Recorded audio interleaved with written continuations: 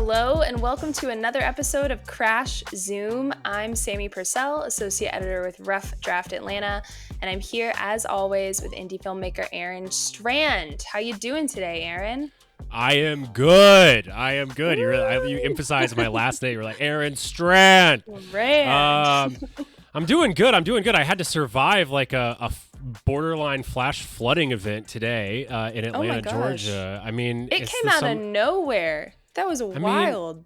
It's crazy. It's the summer of floods. Climate change is here. What more can you say? It's pretty terrifying. But yeah, I had to drive through like multiple streets that turned into rivers. Were you out and about during this deluge today? Well, it was weird. I was like driving back to my apartment around like, I don't know, noon, like 12:30 from somewhere else in Smyrna. And where I started in Smyrna was like pouring.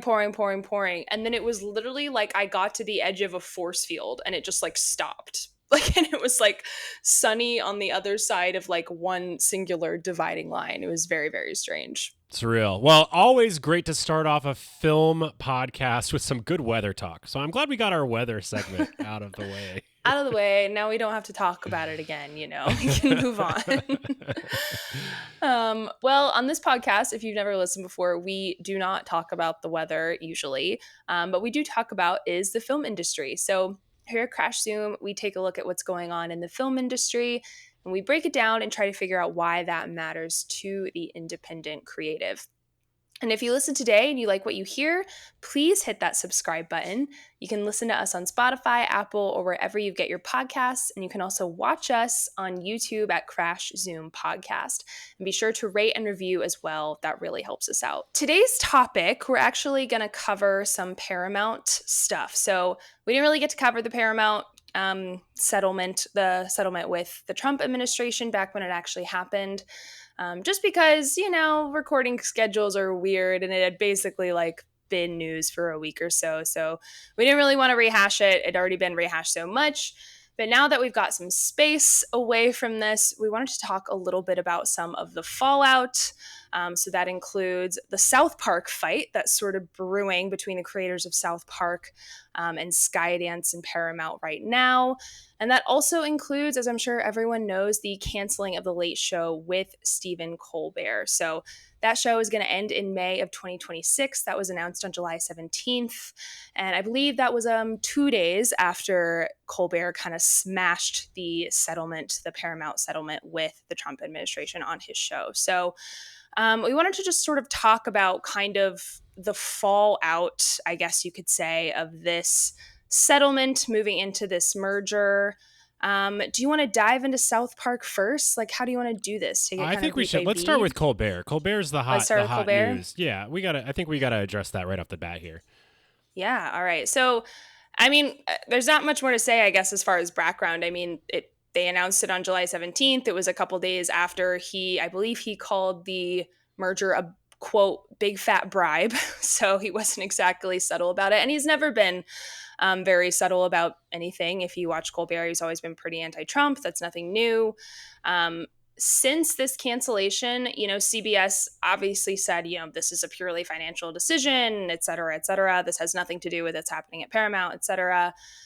Since this cancellation, the WGA called for an investigation into the cancellation. And I guess some other context, Colbert is number one of all the late night shows, and I believe he's number one in that time slot. But context for that, late night doesn't do well overall.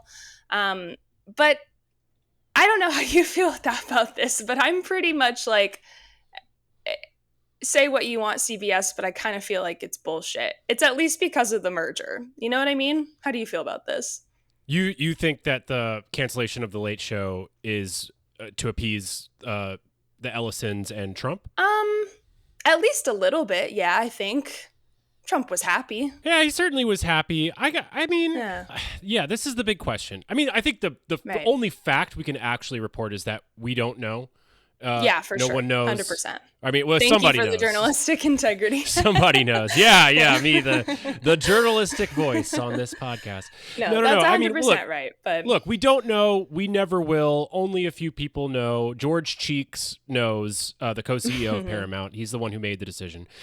George Cheeks knows, but outside of that, no one really does. Right. I am a little bit more of the opinion that, like, okay, so just let's run through some of the numbers here. So yes, The Late Show with Stephen Colbert was the number one in the 11:35 time slot when he's competing with Jimmy Kimmel and Jimmy Fallon on sort of weekly late night shows. But like you said, this format, this genre, this long-standing genre in the broadcast television space has been in extreme structural decline since 2018. It is estimated that The Late Show with Stephen Colbert costs $100 million every year to produce. Now, on a per episode basis, that's not bad. The problem is that they have so many fucking episodes because they're on 5 nights a week. Right. And they're on, and they shoot, I think, it's like 45 weeks a year, 40 to 45 weeks a year. It's a really, really intense schedule. It's a tremendous amount. Now, the intrinsic value of these shows was always tied to linear time and space. They discussed current issues. They had interviews with interesting people and celebrities to market the movies that were coming out that week.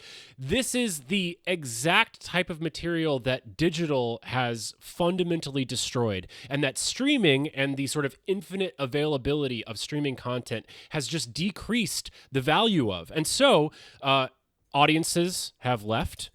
They're not going to late night shows for this type of content anymore. They're going to podcasts. They're going to TikTok reels. That's where you're getting your sort of incisive, witty commentary about modern events and interesting, extensive interviews with celebrities that you care about.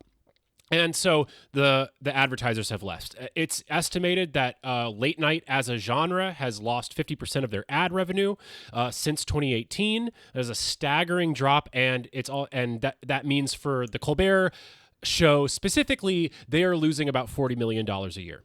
So on top of that, Stephen Colbert, as compared to his 11:35 contemporaries, Jimmy Kimmel is like so deeply intertwined with the entire ABC kind of machinery. He hosts other shows. He hosts the Oscars.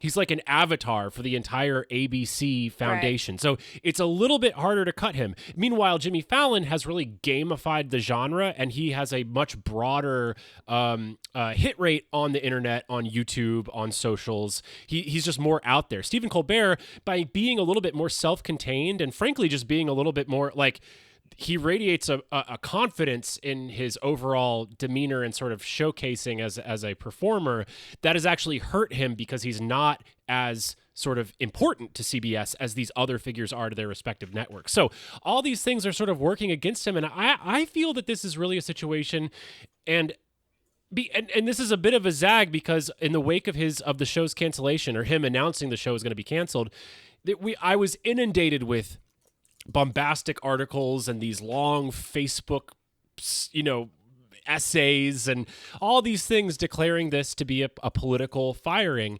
And I feel that this seems to be, to me, more of a situation of the old political adage, never let a good crisis go to waste. Late night is in a crisis. The Colbert Show, the late night show with Stephen Colbert in particular, is in a crisis. And they get to act on that crisis in a way that conveniently sort of blows with the political headwinds that they're facing. But well, exactly. I think that it's more. I think it's more that it's like it's not. I don't see this as a pure capitulation decision. I don't think it's a pure capitulation. I think I agree with everything you said, and at the same time, exactly, it is convenient for them now to do it, right? Because of the political situation that they find themselves in. And I still find that really kind of scary and fucked up. I don't know if that would have happened, at least at this moment and as quickly as it did, if the settlement hadn't happened and the merger hadn't have gone through. I mean, I think as far as I understand it, he found out, Colbert that is, the night before that it would not be renewed, which I think that strikes me as this happened really, really fast. And the timing of everything strikes me as, okay, well, we settled. This isn't making us any money. And this will be maybe a little politically savvy for us to do in our current situation. Well, some of the reporting that I've seen is that the Colbert team knew that they were in the final year of the contract. This was a negotiation year. Right, yes. They had submitted. They were not going to be picked up. Yeah. Yeah, so Again. they had submitted their sort of expectations for an initial contract, and they were hearing nothing back. And in as Mhm. early as July 4th, I believe they heard from George Cheeks that it wasn't looking good. That there Right. were like problems, sort of in the deal. Now that still tracks on a timeline, I was like, that yeah. that was like that tracks on a potential timeline of appeasement. I'm just saying it wasn't necessarily like totally out of the blue, and it's not like that they have like multiple years left on the contract with the Tonight Show No, or no, the and Late that's Show. not what I'm Sorry. saying. I just think like I wouldn't be surprised if this would not have happened if the settlement hadn't happened and the merger wasn't poised to go through. And you can also, I mean, you can also say that like whenever mergers happen, like costs are cut, right? Like that's not like out of nowhere or like weird. But I just think it's pretty convenient. And I'm sure that they're really happy that they can say that it's losing money, you know? I mean, I think yeah, it is. It is very convenient, but isn't that's how the world works? I mean, the ultimate problem with all these changes that are happening in the sort of traditional media space is that they don't make money like they used to, right? Like, and if you don't have the money, you don't have the power. Nobody's going to support. No one's going to support independent, strong journalism, much less like a late night comedian if they're losing $40 million a year. Like, no one's going to sort of circle the wagons and like go all in on protecting somebody in that sort of with those sort of financial headwinds. So I think I don't think it's quite accurate to characterize this as a political firing. I agree with you, not in its entirety, but I don't think you can like ignore the political context that it happened in. I think that would also be like a little short sighted, I guess. I'm not trying. I am not trying Right. to ignore the political circumstances. Look, like this is what Trump does, right? Like he has Hmm. a he has two great talents in the world. Number one is that he is just intrinsically funny. The other thing is that he finds these pressure points wherever he has a small advantage, and then he pushes all of his weight into it. And this is an area where he has this traditional antagonist in terms of legacy media, and he is putting the weight in. So without the Trump pressure, I agree. I don't think that all of these things would be cascading in the Hmm. way that they are. But this is also in the context of like Stephen Colbert and 60 Minutes and news media in general Hmm. benefited greatly from the Trump bump in 2016. Like hashtag resistance content kept all of those entities kept the advertising money flowing to them for and frankly extended their life beyond the sort of like market conditions that they were working in. I think that all of these entities leaned into resistance content as a way of buoying themselves when the digital space was totally destroying linear broadcast television. And now they've extended that game for too long. Like if they were in a structurally strong place, Trump wouldn't have this leverage over them. And I'm not saying this to like to say that what's happening here is right. I hate Donald Trump. I hate everything that's happening here. Like, don't get me Hmm. wrong. I'm not calling him. I'm not. This is not like 5D chess like apologist talk over here.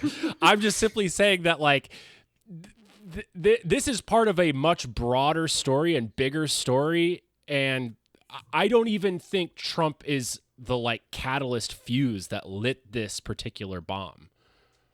No, I don't disagree with you there, but I think in context of like this being part of a much bigger story, I think the Stephen Colbert thing, like whether or not it was like solely politically motivated or just like politically convenient at a time when it wasn't making the company much money, it is part of like a bigger story of everything that is happening. Like Bill Owens quitting 60 Minutes, or I was reading the New York Times reported recently that Larry Ellison wants to hire like Barry Weiss or like wants to buy the Free Press and bring on Barry Weiss to like help shape the editorial sensibility of CBS News. Bari Weiss is a political, like, opinion journalist. Like, she's not a news journalist. Like, I Oh will die yeah. on that hill.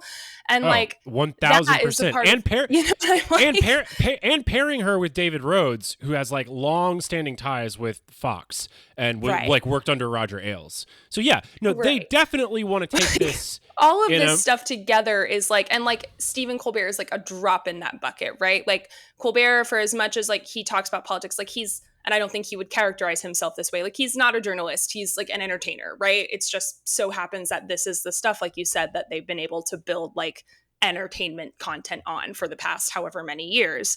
But it's like a drop in the bucket of something that it feels like much larger and much more malevolent, you know? Yeah, I mean, it's definitely, it's just the change. I mean, it's the internet coming for legacy media. Like Bari Weiss is like pure internet, like hot take, like kind of, that stuff that I find like The very worst. annoying and upsetting. But yeah, like abhorrent. but like the Ellisons are like tech internet like people. Like if they're Right. gonna remake Paramount and the overall like Paramount system, in that image and along with those sensibilities. So yes, it is upsetting. But at the end of the day, Late Show with Stephen Colbert losing $40 million a year, that's just a tough place to be in. Where's your negotiating leverage? Like where's your negotiating Nowhere, leverage? I You know, guess. You're right. And Like, it frankly, is kind of like, go ahead. well, no, I just was gonna say like, and frankly, like I think that Stephen Colbert is gonna be a happier person like after Probably. after he's off Oh, late night. I don't know. I hope so. He seemed really bummed, but Oh, I'm sure. maybe he'll get some other. He'll get something. He'll be Dude, fine. he can do Not, it's whatever not he Stephen wants. Colbert I'm worried about, but Yeah, yeah. or the general state of America. He's going to be fine. I mean, of course, we can. I think the real people to feel sad for is their staff of 200 The crew people, and staff. the Yeah, that's crew, tough. the writers. These are great Mhm. incubators of talent that build comedians for the next generation. And in the historical sense, these shows were incubators for comedians that the network would then Right. invite to pitch shows or hire on other shows, and it was this whole sort of in-house stuff. But like all those things are fundamentally falling apart. So I don't know if we should really, if this is really the time to, we can feel very sorry for these particular individual people, but the system is crumbling from so many things that are bigger than Donald Trump. And frankly, I think it overstates his power and influence to ascribe the crumbling facade simply to that man, or even the ideology that he represents, because we're under the pressure of massive technological changes and massive technological headwinds that have destroyed the foundation of this type of entertainment. That is definitely true. I hope I'm overstating his significance in my head. Let's give you that one. As far just in general. But speaking of legacy shows, I guess, let's talk about South Park. First off, are you a South Park fan? Like, do you still watch South Park? That is my biggest question about any of this. Oh, 1000%. I love You South still Park. watch like new South Park? I still watch new South Okay. Park. Yeah, I've Okay. watched All all right. the specials, all the like Okay. pandemic specials. Oh, And wow. Okay. I love South Park. It's crazy to me that like even we talked about Matt Bellamy's like polling of like the younger generation and what they're watching. Like kids still say that they like find South Park to be very incisive and contemporary. Because I remember when I went over to a friend's house in 1998, and his house had dial-up internet and my house didn't. And we used his dial-up internet for two things. One was to look at boobs, which took like an hour to load. And the second was to find one clip of Eric Cartman calling Kyle's brother a dildo. And we played it over and over and over again. That was like my I'm sure earliest. his parents were thrilled. Yeah. Well, of course they had no idea. And yeah, I mean, South Park is an internet story, and yeah, I still get a great amount of pleasure from it. Yeah. Yeah. All What right. about you? Well, that's good. I was aware of it and understood its cultural significance like growing up, But I was talking about this with Cameron today because he watched it all the time. And he was sort of the one who was like, does anyone like still watch new stuff? Like, I don't watch any of the new stuff. And I don't watch any of the new stuff either. So we were just curious, like, if it still has like, if people our age, because I remember reading that like it is still popular with like people kind of growing up. But I was like curious if anyone our age still keeps up with new stuff. And now I know. Oh, yeah. Still hits. Still hits. Yeah. Still hits. Hits. Well, let's dive into some of the background of what's going on there. So I found a lot of this in a Polygon article that kind of like gave a rundown of sort of the background of what's actually going on. So I'm going to try to run through that. I'm going to do my little history corner. We'll see how it goes. But so just to sort of like give some background on what's going on with Trey Parker and Matt Stone and why they're so pissed at Paramount Global and Skydance. Let's go. So back in 2019, when Parker and Stone's deal with Comedy Central came to an end, they signed a 5-year, $500 million streaming deal with what is now Warner Brothers Discovery. So that deal was set to last from 2020 to 2025, and that would be to exclusively stream all existing and new South Park episodes on HBO Max. You might have to help me with this next one because I'm a little confused how they were able to do this next, but if they had an exclusivity deal with HBO. But here we go. In 2021, they signed a $900 million deal. In 2021, they signed a $900 million deal with Viacom CBS, which is now Paramount Global, for 6 more seasons and 14 specials to be streamed on Paramount Plus. And Paramount Plus also has like the licensing rights for older episodes in other countries and all that stuff. Pause here. How can they do that? I know that Paramount doesn't have like the older episodes in the US, but like if the new episodes are also supposed to be exclusive to HBO, I don't really understand how that works.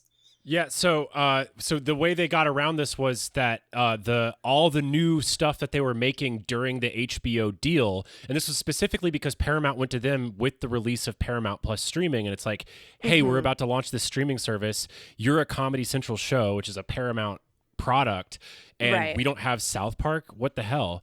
And so they gave them this extra giant pile of money to make these specials, which technically they claimed were outside of the Warner Brothers Discovery exclusivity agreement. So they made these like hour-plus long movies of South Park. The specials I got, the episodes part of that, I was like, how can that be? But yes. Keep going. Yeah. Well, no, I mean, that's it. They just used the specials to get around during the WBD exclusivity window. WBD was super pissed and then sued Paramount over this. Paramount, yes, because they were like, what the hell? What's going on? Yeah. So, and of course, one of the specials deals with this very issue and basically explains like why they did it. Yeah. Amazing. Yeah. So the Paramount deal that Parker and Stone have, it ends in 2027, and they have agreed with Paramount that when that deal ends, they would get a new 10-year, $3 billion overall deal, which is just like absolutely mind-boggling to me. Crazy. Of which they would get $1 billion of. Like, let's be clear that $3 billion is divided.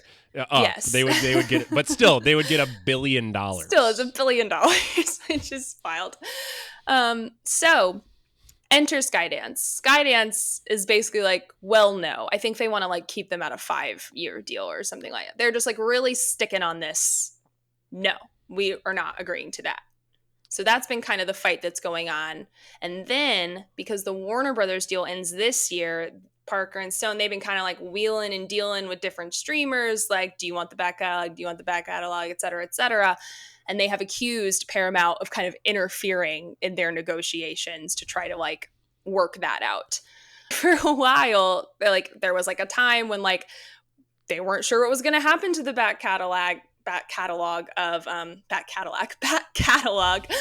Paramount because like they weren't sure where it was going to go after 2025, and Warner Brothers has since like they've extended it, so it's still going to be there while they figure stuff out. But Paramount has also kept like pushing back the release date. I believe by the time this episode comes out, if things stand, have they pushed it back again, or is it supposed to be July 23rd? Yeah, I believe they pushed it back again. Okay, so they're pushing back the I think it's the 27th season, which is wild to think about. Yeah. And then the sort of latest kind of hoopla in this big old journey is that the boys have hired an attorney by the name of Brian Friedman, who you know who he represents and has represented. Baldoni. Baldoni, also Megyn Kelly, the Michael Jackson estate, Chris Harrison, formerly of The Bachelor. Like, this guy is in the celebrity lawsuit business for real, for real. I love how every article describes him as a bulldog. A bulldog, yeah. He's real bullish, you know? I'm just like, I don't know. That's scary to me. But anyway, so this, I think, is signaling to a lot of people either, yeah, we're going to sue, or we at least want you to feel like we're going to sue. Like, and then there's this hanging over, which it took me a few articles to get to this little nugget, but I don't know if you saw this. But despite all these massive cash flows coming into South Park, or Park County, which is their entertainment company that South Park is housed under, they have also, in 2023, Park County took out an $800 million loan from the Carlyle Group. Yeah. What for? It is not quite clear. Perhaps to, like, some people were saying it was like, it was because they were renovating Casa Bonita, the like Mexican restaurant that they loved as kids. But that was only like supposedly a $40 million renovation. So. But maybe it was to finance this Kendrick Lamar movie that's supposedly coming out in 2026, which is also supposed to be released by Paramount, which is like a whole other thing. But anyway, they have this $800 million loan hanging over their heads, of which they are going to have to start next year paying $80 million a year in interest. So clearly they took out this loan under the belief that they were going to get this 10-year, $3 billion deal so that they could pay back the interest and the principal on this loan. And now you can see why they're fighting so hard, like, and they're coming out guns blazing, because they've got this giant loan hanging over their necks, which is pretty crazy. That's an important part. I think that's also a really important part, because it's easy to read this and be like, you guys are like, I don't know, it's so much money, but it's like, oh, well, actually they need it. Like, yeah. Or even just sort of like, I'm so glad Matt and Trey are standing up for like the noble principles of artists. And it's like, no. Like, these guys are running a huge business. They've got massive debts that they have to pay. Like, people. They're in the cut, like trying to like make things happen. And like, they have as much at stake as anybody. And it's scary. I mean, like, I'm sure that they're sweating. I mean, they've been making some bombastic statements here that the merger is ruining South Park. This merger is like fucking up South Park. What was the? It was a funny little. This merger is a shit show, I think was the exact quote. Yeah. I'm curious, and like, I don't know enough about business to know this, but like, did they already have like a contract with Paramount for like when their deal ended? Like, that's what I'm curious about. The word that was in all of the articles is that they had a framework. Which makes it sound like, they did not have a signed contract, okay. but that they had a sort of understanding with the previous administration, that they had. I think they had sort of negotiated out all the fine details, and it was sort of, this is how it's going to be done. And the previous Paramount administration was they took care of their artists, right? Like, particularly when it came to their two big cash cow consistent television creators, which were Matt and Trey and Tyler Sheridan, right? Like, Paramount paid for that shit. Now, what's crazy is that South Park operates at such a lower cost than any. I'm sorry, Taylor Sheridan. Taylor Sheridan, yeah. Is it Taylor? Taylor. Taylor, yeah. I believe sorry, it's Taylor. Yeah. Taylor. I don't watch any of those shows, so that's my excuse. Taylor Sheridan, obviously, it's like millions of dollars per episode. So much money. South Park does not operate at that same expense. But Paramount took care of these people that, you know, were still delivering viewers to Paramount when basically like everything else they were doing was not. So it makes total sense that they kind of went into this thinking that they had this in the bag. And David Ellison apparently had and Redbird had different plans. Yeah, I mean, I guess I would assume that they are going to sue, which I'm sure everyone's really excited about that. And I'm sure they probably won't be as quick to settle. Yeah, I mean, if Skydance doesn't give in and just sort of say, "Oh, fuck it," like, it's not worth the bad press. Yeah. But I think it's really, so, you know, the way that this ties into the late show conversation is the overall question of like, can one of these giant media conglomerates survive when they take an expressly, you know, when they thumb their nose repeatedly at the talent community. Right. We saw with Warner Brothers Discovery throughout the pandemic, and then when David Zaslav took over, they developed an anti-talent reputation. They developed a reputation that they pushed talent around. They didn't respect the talent, and look what happened. Like, they lost Christopher Nolan. They lost a whole bunch of people didn't want to work with them, and they've been playing catch up ever since.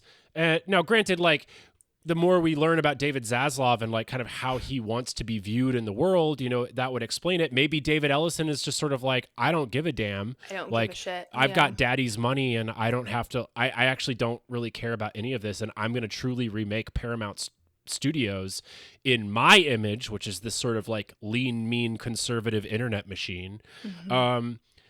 Which would be, I think it would be very sad. I think they would lose a lot. But if that's the direction that they're going, like, can a giant media corporation survive in that environment? I don't know. And that's, I think, like, the second option there is where, like, the Barry Weiss thing kind of makes me lean that way just a little bit. Cause I don't know much about, like, David Ellison, but, like, we talked a lot about Zaslav over the course of this podcast, and, like, he's not my favorite guy in the world, but, like, he does, like, kind of sometimes scream little nerd who just wants, like, to be around the cool kids, which are artists. And I don't know if David Ellison really gives off that same vibe in the little Definitely that I know not. about him. So. Definitely not. Yeah, I mean, look, like, we could be circling back in a year from now, and Paramount has like an exclusivity release agreement with Angel Studios. Oh my God, Barry Weiss is like completely remade 60 Minutes, and Jon Stewart, all the satirists, right? Jon Stewart, Stephen Colbert, and Matt and Trey have all have podcasts now, and that's like the new future of Paramount. I mean, it's definitely on the table. Yeah, they're making like a new Gina Carano movie. Like, it's all those people. I mean, these far right people are always complaining that that the art world is against them, but they just consistently make such crappy art.